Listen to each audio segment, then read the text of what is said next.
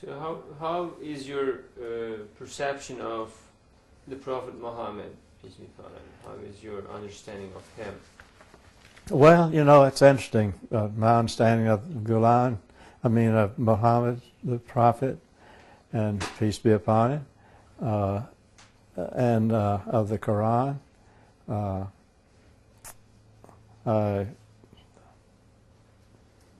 I think that the Prophet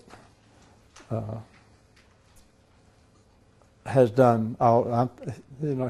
He's done all that he could do in his lifetime. He has explained and quoted and preached what he has received from God, and his followers have recorded that in the Quran. I think the Quran is very much like the Bible. In fact, there's a lot of similarities in both. But the Quran is written in about the 800s.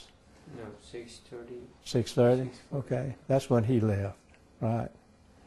But it wasn't written until sometime after that. The Quran by was his written followers. at the time of Prophet Muhammad. It was written in pieces like papers. Yeah. And then And the also first Caliph people. collected them in a book. Yeah. It was written. Okay. Nothing has changed, but only the order has been done by Yeah. the. But much of what, my understanding, all of it was that written when Prophet Muhammad was alive. Okay. and was overseeing Yeah. the Okay. preparation. All right. So nothing has changed. Okay. But what I understand about the Quran is that it's sort of like in our religion, those who believe that every word is inerrant, that you have to take it, as it is.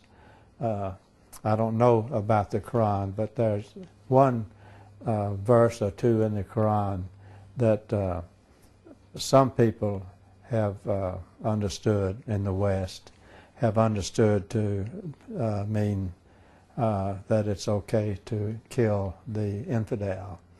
This is the one thing, just the two words, just those very two words are the one thing that's been on the minds of the people in the West when they considered, 9/11 and what's the misunderstanding between the two religions. They really handpicked those words, like with the tweezers. Yeah. Within the concept of the chapter, it's very natural. It's basically telling to defend yourself. Yeah. Not go kill. Like the words, especially relate to that incident. I think that in a lot of people in my country, I feel that it's to defend the religion rather than to defend yourself. However, you have to take the whole thing, not just a piece. And the whole Quran is, of course, for peace, and understanding, and love, and acceptance, and reverence and worship of God. And same way is in our Bible, the Christian Bible. So, but that's one of the things, though, that's what's one of the misunderstandings, that we need to have dialogue on, because if you fear for your life in a Muslim country, that's not good. So we need to have dialogue and know that both religions, are working toward peace, believe in peace, So, but anyway, I think that that is the major thing that we have to concern ourselves with today. is our two religions, because we're the largest religions. There are other religions that aren't as large that have their own agendas also. But our two religions, because they're so large and are so prominent in so many countries, can make the earth a pretty unhappy place to live unless we, come to peace and understand each other. So, if you've read some part of Quran, did you notice there's a whole chapter dedicated to Mary? To Mary, yeah. And also Quran mentions of the other monotheistic of Jesus, right? Jesus, peace be upon him, and Mary, peace be upon her, and as well, Jesus, peace be upon him's name is mentioned more than Muhammad, peace be upon him's name. No, I didn't know that. So, and also Quran says people of the book relates to the other Abrahamic faiths, especially. Yeah. So, how do you perceive this? The way the Quran mentions all this in terms of the peace building process, like the need, like the respect coming out of from Quran. Well, I see the Quran, by having a chapter on Mary and mentioning Jesus so much, as showing respect, acceptance, of the same people that my Bible shows respect and acceptance.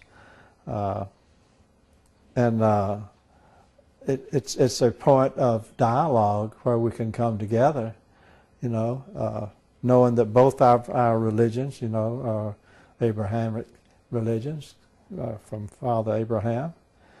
That also, brings us together. And in fact, in America, there are a number of Abrahamic religious groups, that get together.